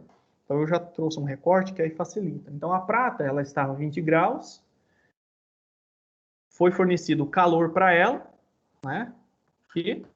E aí a sua temperatura subiu para 198,57. Foi o que eu fiz. Então, variou a sua temperatura 178,57, tá? Aqui está errado, tá equivocado esse enunciado aqui, tá? Esqueça isso aqui. Acabei colocando aqui para facilitar, mas complicou. Mas, sobretudo, isso acontece. Isso aqui é experimentalmente, tá, pessoal? Então, se você pega a prata a 20 graus e aquece, ou seja, fornece calor, 1000 joules para ela, vocês vão observar que vai, no final, resultar em 178,57 graus de diferença de temperatura. Essa variação vai ser diferente para o alumínio, como a gente percebeu. Fornecendo a mesma quantidade de calor, o alumínio ele vai sair de 20 para 66,51, que resultou numa variação de temperatura muito menor. Então, por que a prata ela aqueceu mais facilmente, ou seja, aumentou sua temperatura mais facilmente do que o alumínio, considerando que foi fornecida a mesma quantidade de calor, devido à sua capacidade térmica, que é uma propriedade intrínseca do material. E se a gente usar essa equaçãozinha aqui, a gente vai observar ó, que a capacidade térmica da prata vai ser 5,6 calorias por grau Celsius. Já o alumínio vai ser 21,5 calorias por grau Celsius, tá? Aí, tá, quanto maior isso aqui, mais fácil é? Não, pessoal. Esse número representa o seguinte, ó. Para variar 1 grau, de temperatura na prata, eu preciso fornecer apenas 5,6 calorias. Para variar 1 grau no alumínio, eu já preciso fornecer mais, eu preciso fornecer 21,5 calorias. Então, a capacidade térmica mostra a quantidade de calor necessária para variar 1 grau na temperatura da amostra. A água, por exemplo, a gente percebe que você precisa fornecer bastante calor para que você consiga variar 1 grau. Aí eu trouxe uma tabelinha aqui que a gente observa, tá? Ó, por exemplo, a água, vamos falar em termos, vamos definir uma outra propriedade que é o calor específico, tá? O calor específico, pessoal, que a gente vai chamar de Czinho, é um C minúsculo, é a nossa capacidade calorífica dividido pela massa, tá? A massa é a quantidade de matéria. Então, é aquela propriedade anterior que mede também, só que agora a gente está considerando a quantidade de matéria. Enquanto o Czão, que é a capacidade térmica, é calorias por grau Celsius, ou seja, o quanto de calorias eu preciso fornecer para variar 1 grau Celsius, o calor específico, ele é a quantidade de calorias para eu variar 1 grau Celsius em 1 grama daquele material. Aqui, aí entra a massa embaixo. É só um ajuste, porque agora a gente precisa entender que não somente depende do tipo de material essa variação, mas também depende da quantidade de matéria, tá? Aí entra essa outra propriedade, que é o calor específico, que nada mais é que a capacidade térmica dividido pela massa. Aí a gente observa o seguinte, ó, para aquelas mesmas 100 gramas de prata e de alumínio, a gente percebe que o calor específico, que é a capacidade térmica dividido pela massa, vai apresentar essa expressão de forma mais interessante. Então, a gente observa o seguinte, ó, que o calor específico da prata é 0,056 e o calor específico do alumínio é 0,215. Então, quer dizer que eu preciso fornecer pouco calor para a prata para variar 1 caloria, 1 grau Celsius em 1 grama. Enquanto para o alumínio eu preciso oferecer 0,215. Só muda, né, em termos gerais, é que um tem a massa ali constando ali. A gente vai entender mais à frente que é importante isso. Aí tem essa tabelinha aqui que analisa, tá? Então, por exemplo, ó, a água, para você variar 1 grau na temperatura da água, ó, você tem 1 grama de água. Para você aumentar, aqui tá para você aumentar a temperatura de 1 grama de água em 1 grau Celsius, você tem que fornecer 1 caloria, tá? 1 caloria por grama, para você variar 1 grau Celsius, tá? E isso aqui, né, a gente chama de calor específico. Então, você tem que fornecer isso aqui. A prata, você tem que fornecer apenas isso aqui, ó, para variar 1 grau, 0,0566 calorias por grama para variar 1 grau Celsius. Então, cada material vai apresentar diferentes calores específicos, tá? Aí, aquela expressão anterior que a gente viu que a quantidade de calor é igual à capacidade térmica vezes ΔT, né? A gente pode reescrever em termos do calor específico Czinho, que é o Czão dividido por N. Então, aqui no lugar do Czão, a gente pode reescrever o seguinte, ó, Czão é Czinho vezes o M vezes ΔT. Aí entra aquela fórmula que vocês lembram do ensino médio, né? Que macete, né? Que é geralmente representado dessa forma, tá? Então, a gente pode calcular a quantidade de calor necessária para variar a temperatura de um objeto que tem uma determinada massa, sabendo, né, qual que é o seu calor específico, ou seja, que é tabelado, que depende de cada tipo de material. Isso é feito em laboratório. Vamos ver um exemplo aqui, por exemplo, dessa banheira, né? Nós temos aqui uma pessoa, ela está preparando o banho de um bebê e ela vai aquecer água no fogão né, e vai jogar água quente lá. Você já fez isso em casa para, às vezes, no frio, né? Então, às vezes quer aquecer a água, coloca no balde. Então, uma pessoa prepara o banho de um bebê adicionando, primeiramente, meio ml de água aquecida, que atingiu o equilíbrio térmico com a banheira a 80 graus. Então, o que ela fez? Aqui nós temos a banheira. Opa, essa água vermelha aqui, não. Vai matar a criança, né? Nós temos a banheira aqui. Quando você joga essa água quente na banheira,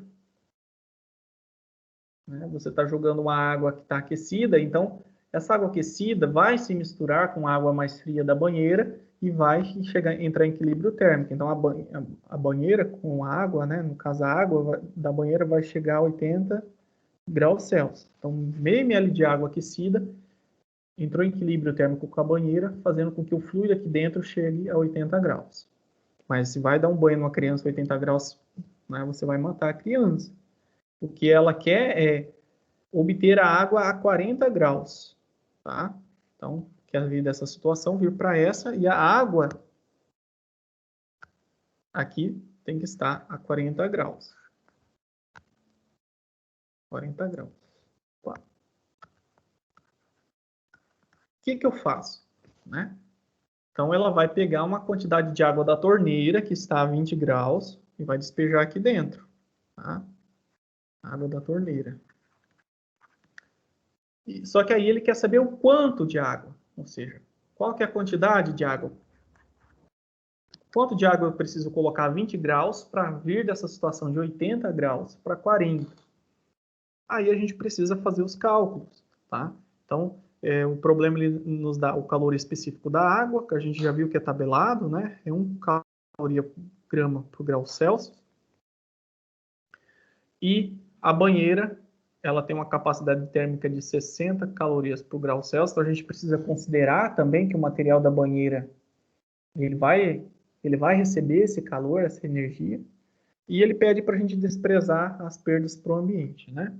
Então, como que a gente vai fazer? Quanto de água a gente precisa despejar aí? Aí tem a equaçãozinha, né? A equação que a gente já trabalhou. E a quantidade de calor, né, é dada pela capacidade calorífica vezes ΔT. Ok? Deixa eu ver se eu resumi. Não. Passo a passo. Ok. Então, essa é a equação. Para a situação em questão, a gente precisa calcular qual que é a quantidade total de calor que há ali dentro, né, nessa situação.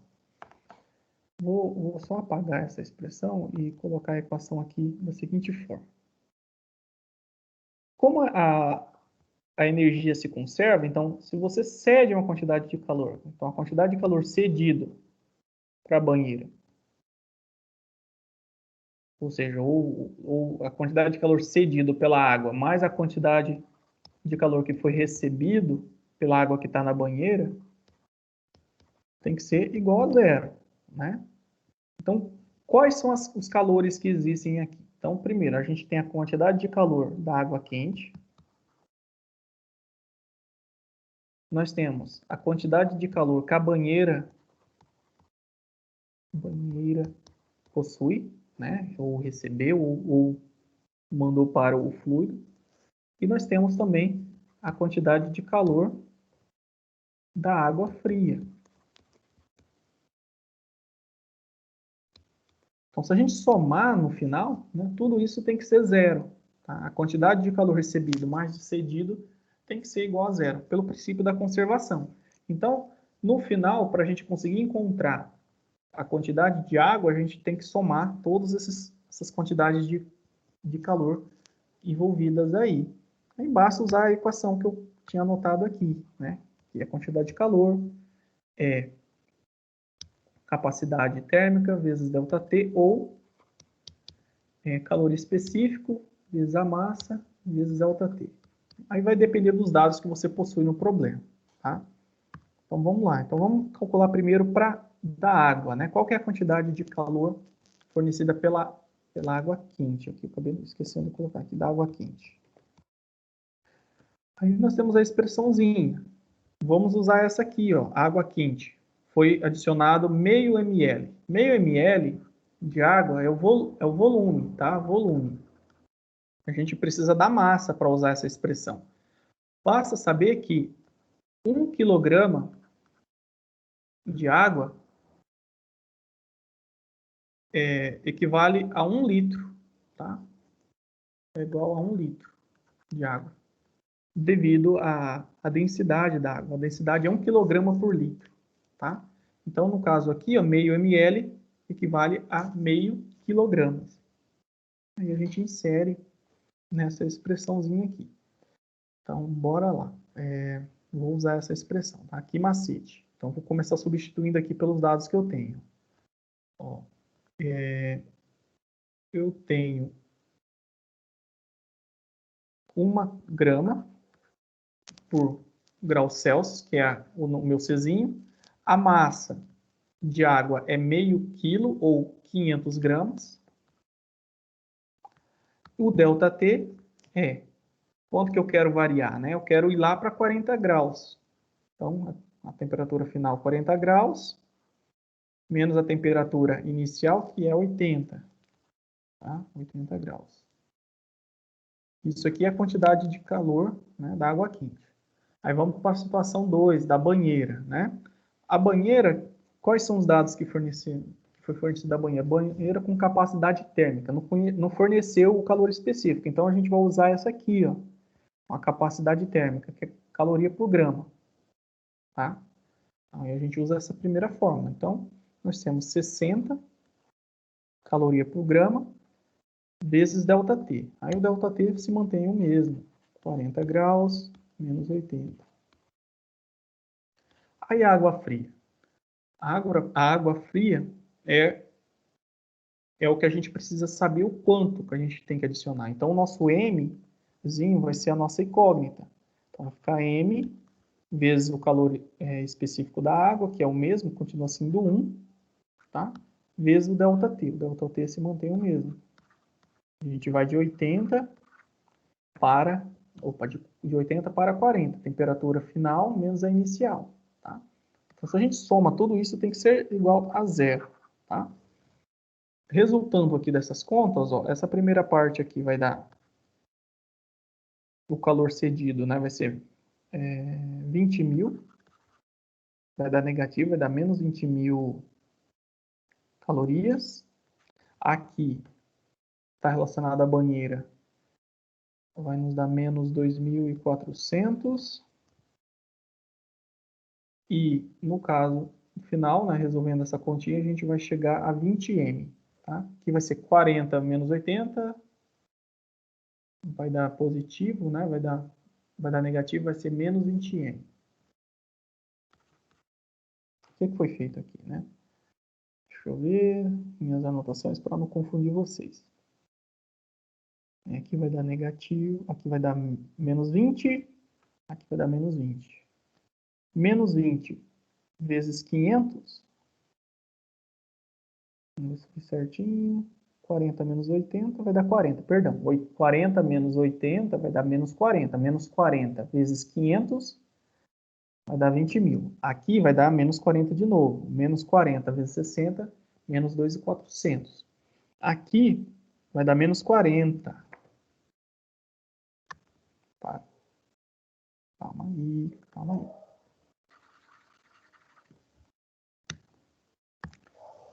Água fria. Vamos analisar aqui. Esse ΔT da água fria, pessoal, ele vai ser diferente, tá? Da água fria. Porque a água fria, ela está a 20 graus, tá? Então, vai ser 20 graus aqui. A minha temperatura final continua sendo 40 graus, só que, como eu vou estar adicionando água fria, qual que é a temperatura inicial da água fria? É 20. Então, temperatura final 40 menos a temperatura inicial 20. Então, por isso que eu estava encontrando um equívoco aqui, tá? Se vocês não entenderam, presta atenção. A gente sempre coloca a temperatura inicial e a temperatura final do fluido, ó. No caso da água quente, ela se encontrava a 80 graus e a gente quer que ela caia para 40. Então, temperatura inicial, temperatura final. A banheira, por estar em equilíbrio térmico, ela iniciava assim 80 graus e caiu para 40. A água fria, né, ela estava em 20 graus e caiu para 40. Aí aqui vai ficar menos 20, 40 menos 20 vai dar 20 positivo.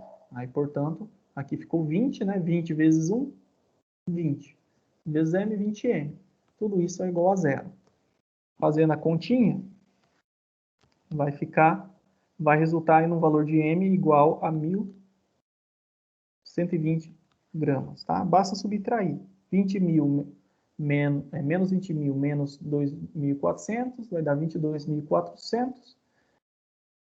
Aí a gente passa isso que está negativo para o outro lado positivo. Então, 22.400. Esse termo vai passar para o outro lado dividindo. Então, vai ser 22.400 dividido por 20. Vai dar 1.120 gramas. Então, a gente precisa adicionar 1.120 gramas de água a 20 graus dentro dessa banheira para a gente conseguir baixar a temperatura para 40 graus. Aí, quanto isso representa em litros, né? A gente sabe que 1.000 gramas é igual a 1 quilo, né? E isso aqui equivale em termos de volume, 1 litro, né? Então, aqui nós temos 1,12 kg. Ou seja, então a gente precisa adicionar 1,12 litros de água, tá? 1 litro e pouquinho só, para poder conseguir baixar a temperatura, ok? Pessoal, vocês entenderam o que eu fiz aqui? Daniele, Sabrina, Bianca, Mariana e demais pessoas. Dá um nozinho assim, mas eu acho que sim, professor. A única questão é, presta atenção nos limites aqui em que a gente está trabalhando. Os problemas não se modificam muito. O que tem que fazer é, quando você quer calcular uma coisa que está faltando, sempre começa somando todos os tipos de calores que existem ali. Aí o cuidado que tem que ter é com os ΔTs, né? Se o negócio estava a uma temperatura e você quer chegar a outra, aí basta lembrar de quais são essas faixas de temperatura. A única coisa que pode ter confundido foi aqui, né? Porque a água que foi adicionada, ela estava numa temperatura inicial diferente do sistema, que é a banheira com a água quente, né? Aqui é o sistema, ó. Água quente e banheira. Isso aqui veio de fora, então por isso que os seus limites de temperatura foram diferentes. Ok, aí a outra forma, pessoal, do efeito de calor, além de mudar a temperatura, é mudar o estado físico da matéria, né? Então, por exemplo, eu tenho uma panela de água no fogo e eu fico fornecendo calor para ela, né? Eu forneci, por exemplo, naquela hora a gente estava aquecendo, forneci 1.000 calorias, por exemplo. Se eu continuar fornecendo 1.000 calorias por muito tempo, o que vai acontecer, né? A gente percebe que a temperatura vai aumentando, aumentando, aumentando, aumentando, aumentando, só que vai chegar um ponto que a temperatura não vai aumentar mais.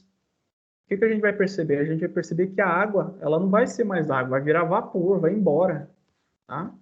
Então, a gente tem essa característica, que o fluido, né, ele vai mudar de estado, do seu estado, tá? Se ele continuar recebendo calor. A temperatura não vai aumentar infinitamente. Isso a gente observa na prática, tá? Então, a mudança de estado físico é um dos efeitos do calor recebido. Então, a quantidade de calor que causa a mudança de estado físico, qual estado, né? Ela saiu do estado líquido para o estado vapor. A temperatura é nula, tá? Então, quando a água está mudando de estado, ou seja, de líquido para vapor, o ΔT é igual a zero, não há variação de temperatura. A gente vai ver isso num gráfico. Então, essa quantidade de calor que causa mudança no estado físico, a gente chama agora de calor latente.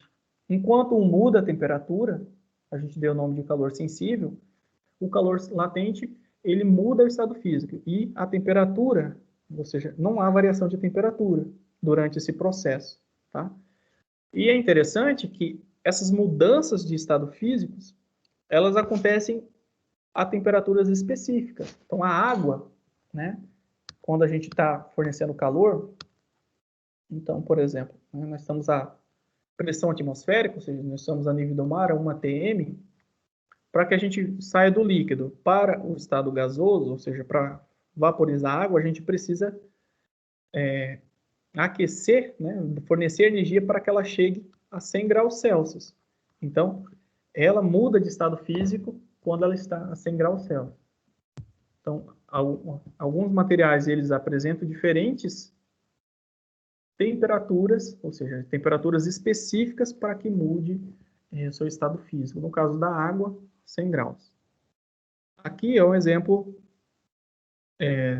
do que eu acabei de dizer para vocês, tá? Com relação a esse tipo de calor. Bom, vamos imaginar a água, né? Aqui é a temperatura, ok? E aqui é a quantidade de calor, ok? Então, por exemplo, ó, nós estamos com a água a menos 10 graus. Por experiência prática, isso aqui, ó, é gelo, né? Gelo ou água no seu estado sólido. Aí você vem fornecendo calor sensível, né? É aquela quantidade de calor que modifica a temperatura. Aí a gente percebe isso aqui, ó. Se a gente continuar fornecendo calor sensível, a água o gelo, perdão, né, vai continuar aumentando a sua temperatura, ele vai de menos 10, vai. Quando o gelo chega a 0 graus, a gente percebe que ele não vai modificar a sua temperatura. Ele vai continuar recebendo calor, tá? Você continua aquecendo. Esse calor que você adiciona e o gelo continua a 0 graus, a gente chama de calor latente, tá? Que é o calor necessário para que a gente mude o estado, tá? Aí quando você aumenta tanto essa quantidade de calor do gelo, a ponto de que a temperatura saia de 0 para cima de 0 graus, a gente muda o estado, tá? Aí vai começar a aumentar a temperatura. Aqui já não é mais gelo, né? Aqui já se tornou água líquida. Mudou o estado. Porém, né, do ponto aqui, ó, de 0 até subir acima de 0, a gente vai fornecer calor sem aumentar a temperatura. E esse calor é chamado de calor latente. Quando virou água, né, se você continuar fornecendo calor, a gente vai perceber que a água vai aquecendo. Chegou a 100 graus, né? Todo o calor que você adiciona não vai resultar em nenhum momento variação na temperatura. Mas você vai perceber que a água vai se tornando vapor, né?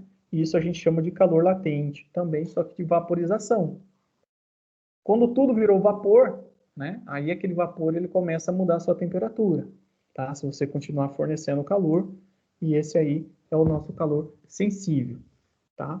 Aí como que eu mensuro esse calor latente, né? Que é o que gera mudança no estado, porém não altera a temperatura.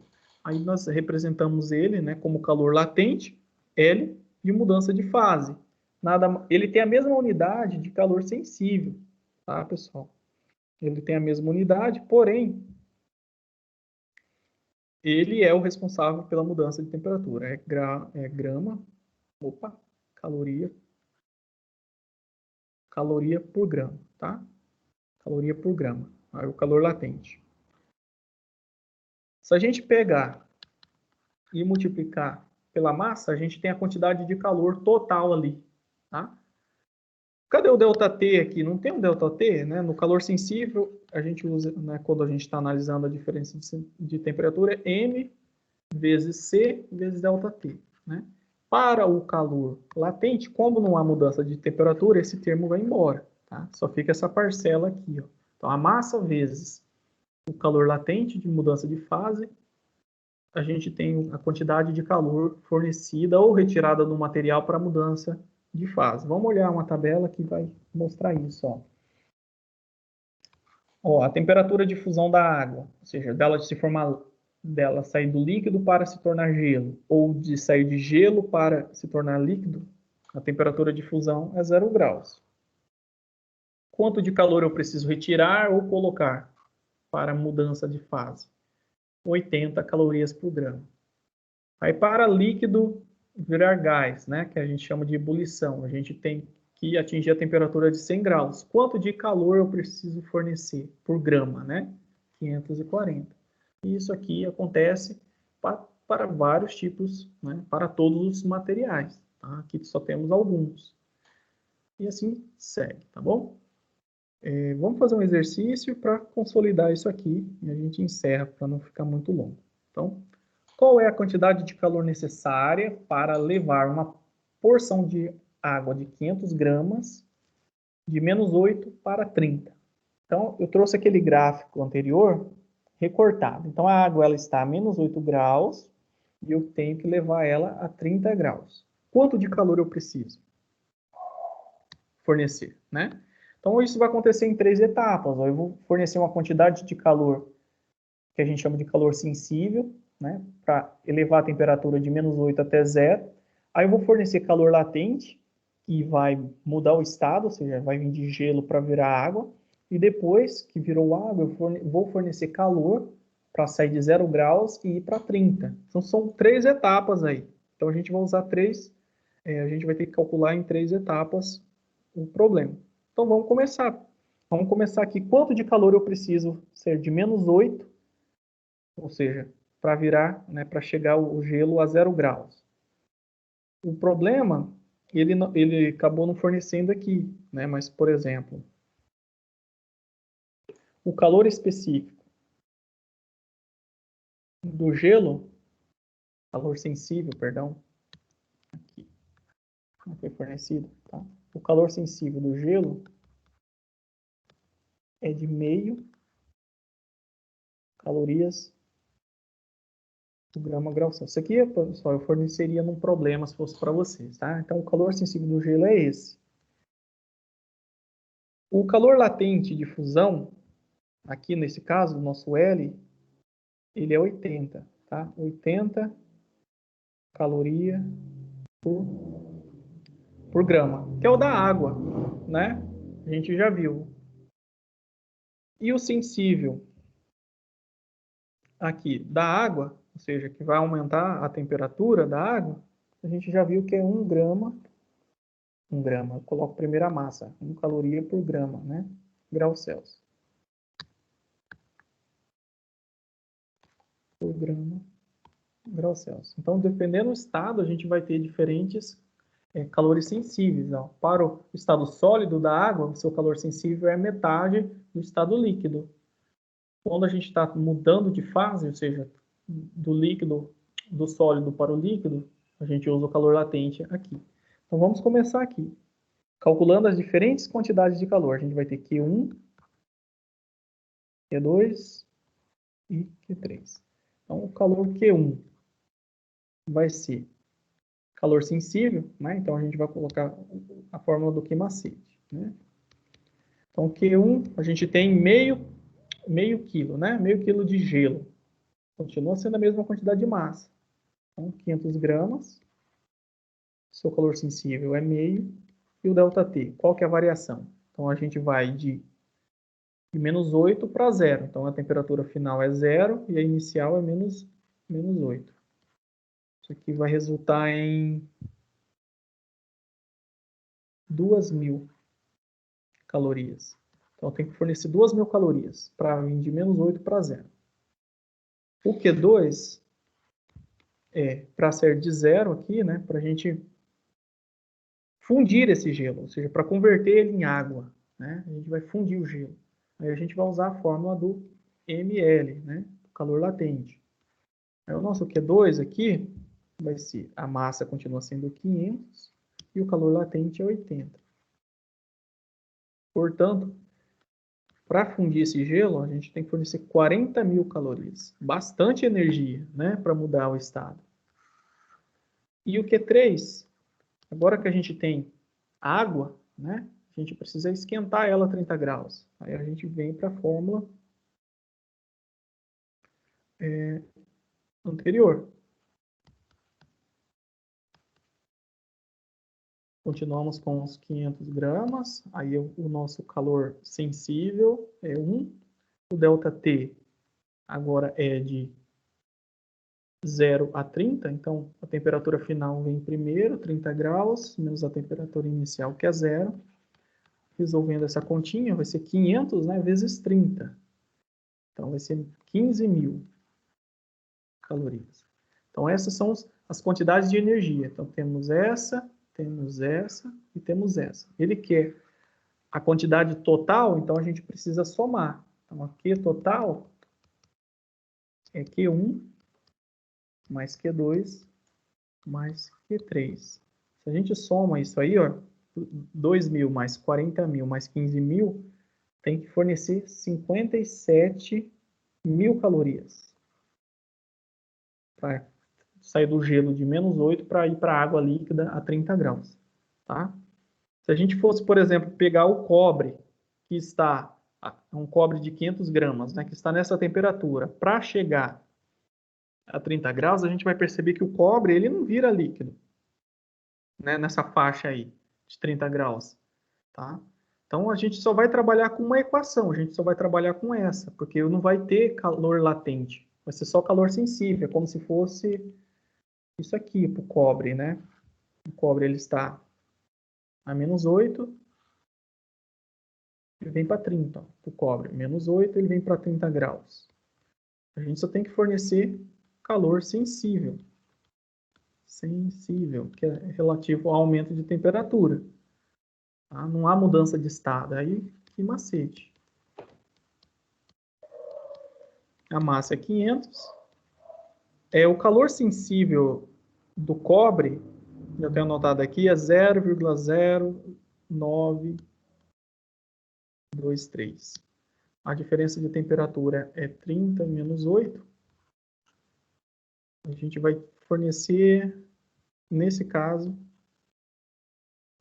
menos 8, tá? Aqui vai ficar mais, ó. Vai ficar 1.753,7 calorias. Então, simplesmente a gente vai aquecer, não vai mudar de fase. Por quê? Para a gente sair do estado sólido e virar líquido, a gente tem que aquecer até 327 graus. Tá? Esse é o ponto de fusão do cobre. Coloque, por favor, agora para deixar guardado.